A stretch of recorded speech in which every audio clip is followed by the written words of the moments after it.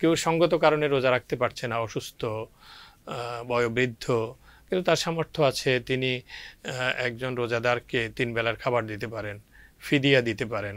তার ফলে যাকে দিলেন তিনি কিন্তু রোজা রাখার জন্য যে খাবার দরকার তিনি পেয়ে গেলেন, ইফতার সহ পেয়ে গেলেন। এটাকে ফিদিয়া বলা হয়েছে।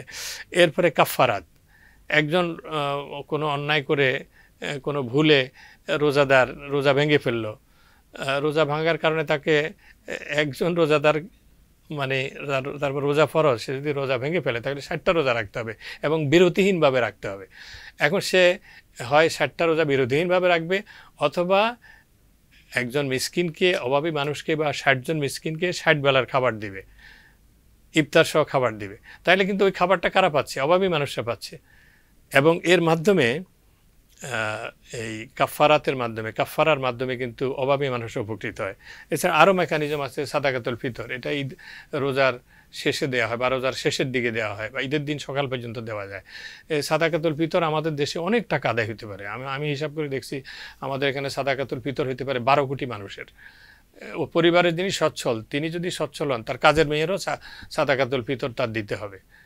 এবং এই টাকাটা কে পাবে? অভাবী মানুষরা পাবে। অভাবী মানুষরা পেলে তারা লাভবান হবে। তারা এটাও রোজার একটা অর্থনৈতিক শিক্ষা। আর ধনী দরিদ্রের একটা মিলন হয় রোজার মাধ্যমে, ধনী গরিবরা একত্রিত হয়। তারা হাত পাতলে কিন্তু ধনীরা কিন্তু তাদেরকে ফেরায় না। রোজার মাসে তাদের মন নরম থাকে, তারা তাদেরকে হেল্প করে। এবং দারিদ্র দূরীকরণ হলে কি হয়? সমাজ আর সংঘাত থাকে না, সহিংসতা থাকে না, সহযোগিতা এবং ভ্রাতৃত্ববোধের একটা প্রেরণা তাদের মধ্যে সৃষ্টি হয়। এবং সহমর্মিতা, তারপরে গরিবের প্রতি সমবেদনা, এইসব মনোভঙ্গি মানুষের মধ্যে তৈরি হয়। এই রোজার এটা একটা বড় শিক্ষা, এবং এই তৈরি হওয়ার মাধ্যমে সমাজে মানুষ উপকৃত হয়। সংবাদ, ফিচার ও অনুষ্ঠানের জন্য ভিজিট করুন সংবাদ প্রকাশের ওয়েবসাইট এবং যুক্ত থাকুন ফেসবুক পেজ ও ইউটিউব চ্যানেলের সঙ্গে।